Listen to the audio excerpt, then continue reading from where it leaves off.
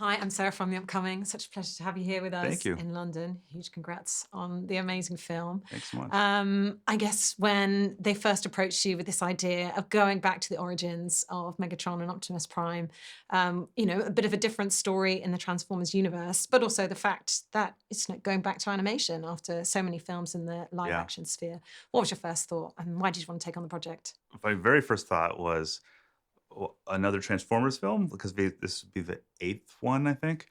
And so I was curious what is new about this. And then I realized reading it, oh, this takes place just on Cybertron. That's pretty cool. I've never seen that before. It's Cybertron before it's like starts to die. So it's supposed to be pretty cool looking. And then it's these characters when they were friends. So it's a completely different take on anything we've ever seen before.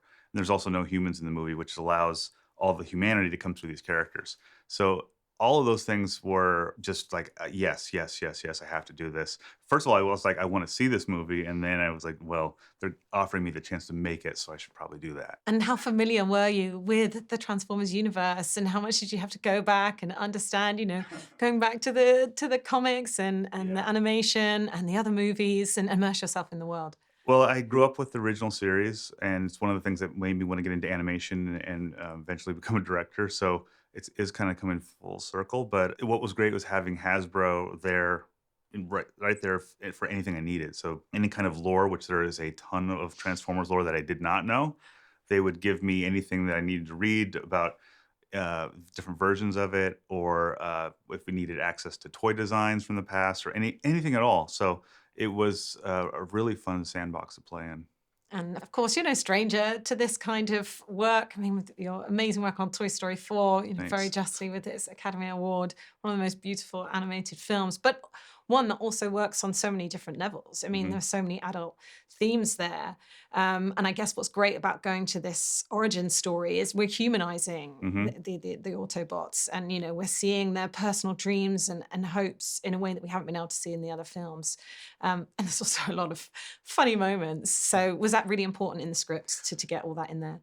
Yeah, it was important to me that it kind of film kind of captured what I remember, the feeling I remember watching the cartoon series as a kid, and just the joy and fun of that. But at the same time, they're going to become enemies, and I like not shying away from real emotion, real characters, and let them be human. Like let's let them actually feel what's happening to them and see how they respond to it. And I think that's what's really engaging about it for me watching the animation come in from the animators at ILM and just going like, how are they approaching the acting here? And that's always the fun part. And quite a serious A-list voice cast that you've Yeah. assembled here. I don't know if this was your original wish list, but they all seem so perfectly cast, from Chris to Scarlett to Yep. Brian. What was it like seeing them bring these characters to life? It's a wish list come true.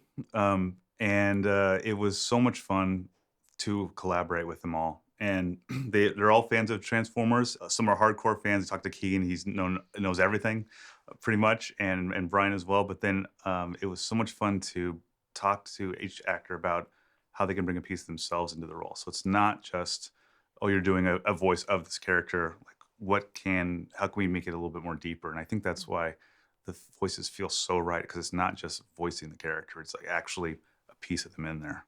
And coming back to those themes and, the fact that this film can work so well. I mean, I'm so excited to take my 4-year-old to see it, Good. but, I got so much out of it as well. Thinking about authoritarianism and the dangers of that, thinking Mhm. about friendship, thinking about what we should give up for the greater good or to be better versions of ourselves. What do you think some of the takeaways can be? There's a lot in there. The phrase "more than meets the eye," which is Transformers, theme. I thought that this film could do that in a way where it's not just about these characters, but there are some larger themes about everything you're saying, authority, about truth, about honor, what's the right thing to do, about being one. And that's what I love about the title, is that it's not just because it's the first one. It is about like all of us together as one, and how strong that could be. So And what's next? Is there going to be more in this Transformers we will world, or see. something completely different for you next? We'll see. I mean, there's obviously more story to tell with these characters now. I just want to keep telling great stories, so we'll see what happens. Amazing. Well, thank you so much for sharing all that with me, and I can't wait Thank for you. everyone else to see Transformers 1. Thanks a lot. Thank you.